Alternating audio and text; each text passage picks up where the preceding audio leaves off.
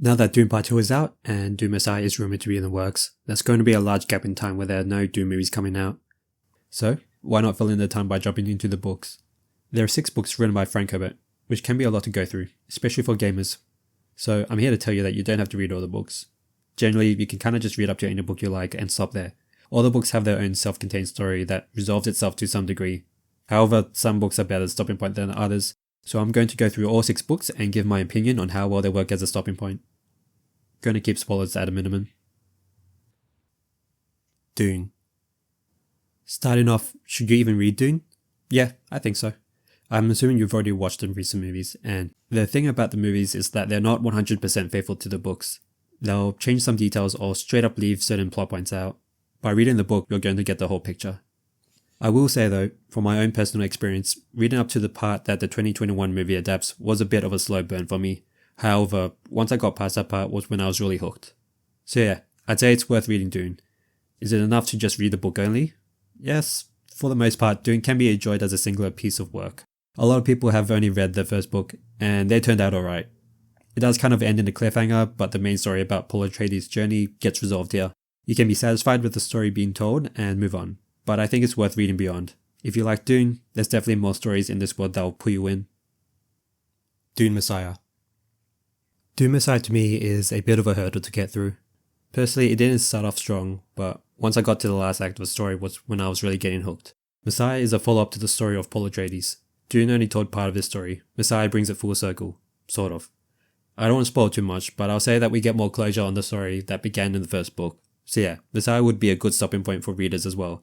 Considering that Denis Villeneuve has plans to adapt Messiah and make it the closer to his film trilogy, I think he feels the same way. I will say though, Messiah is the shortest book out of the 6, and is a bit of a black sheep of the series. Out of all the books, this one has the most mixed reactions to it. It's not as dense or epic as the first book. I think what it does very well is being a bridge between 2 stories. Dune and Dune Messiah can be seen as 2 sides of the same coin. But at the same time, Messiah is also like a prologue for the 3rd book, Children of Dune.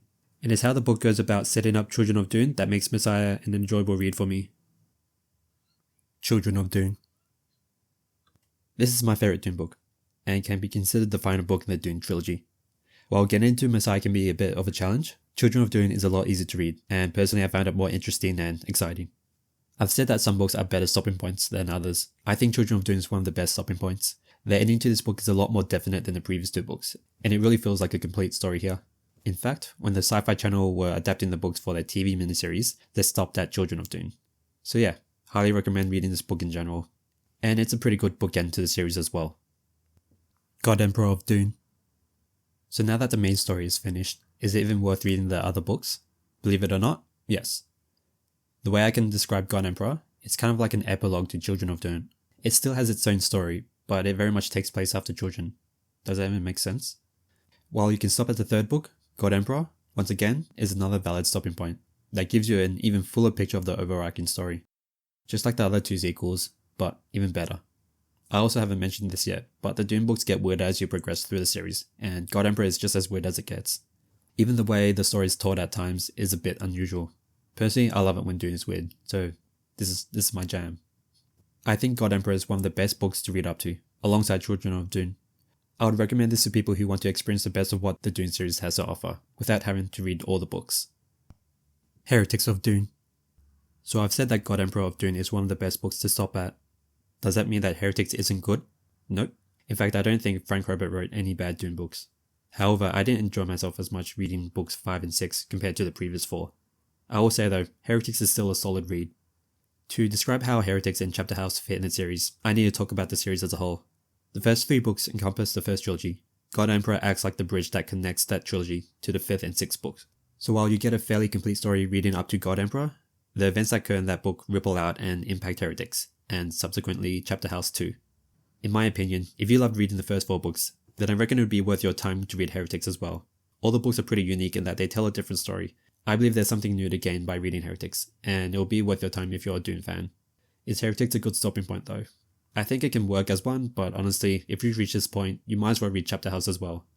Heretics reminds me of Star Wars: A New Hope, in that it works as a fun standalone story where the good guys win over the bad guys, but you know that the overarching story hasn't fully resolved and that the bad guys are still out there.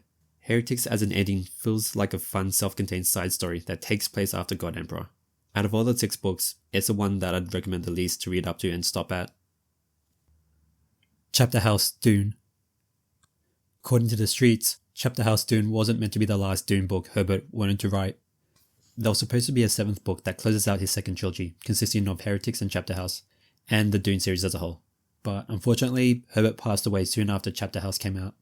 So you might be wondering, is it even worth reading Chapter House when it ends in a cliffhanger that we may never get a resolution to? Believe it or not, guys, I do think it's still worth reading Chapter House, as long as you're a fan of the Dune series and world building. And again, trying to keep the spoilers at a minimum here, I think it follows up Heretics in a satisfying way. It's just that it also raises more questions that we don't really get an answer for. I think Chapter House does work as an ending to the Dune series as a whole. It just really depends on how you see it. Maybe the questions the book raised were never meant to be explicitly answered. Maybe it was always meant to be a mystery. And I think the ending works that way if you interpret it like that. Chapter House, however, is one of the weaker Dune books for me. I think if you're a fan of the Bene Gesserit and how the inner workings of their society functions, you'll love it. Personally, it just doesn't resonate strongly with me compared to what came before. Again, not a bad book, just not really for me. Still, when it came to my reading experience, reading all of the Dune books left me incredibly fulfilled, and just experiencing the whole story and the world he left us was definitely worth the commitment. Hunters of Dune and Sandworms of Dune. So Frank Herbert's son, Brian Herbert, teamed up with science fiction writer Kevin J. Anderson to write a sequel to Chapter House in the form of 2 books, Hunters of Dune and Sandworms of Dune. I haven't read these books, but from what I've heard about them, they used the notes that Frank supposedly left behind for his potential 7th book. So yeah, I guess if you really love the Dune universe, like really love, you can check them out, but honestly, I've never felt the urge to do so myself. And that's it. Essentially, my recommendation for someone who wants to get the Dune experience without reading all the 6 books. Read the first book, Dune. If you like it, then read up to Children of Dune. If you still want more, then read God Emperor of Dune, which I think is the ideal stopping point. And who knows, maybe you enjoy reading those books so much you decide to read everything else, like what I did. For the most part though, this video is just a guide for those who are hesitant to get into the Dune series because there's a lot of reading to do, and it can be a bit of a commitment. The best answer I can give, which I already stated, is that you can just keep reading until you want to stop. There's a quote in the first Dune book, and I bet all the Dune nerds already know where I'm going with this. It's about the attitude of a knife, chopping off what's incomplete and saying, now it's complete because it ended here. The ending of Dune for you is basically wherever you want it to end.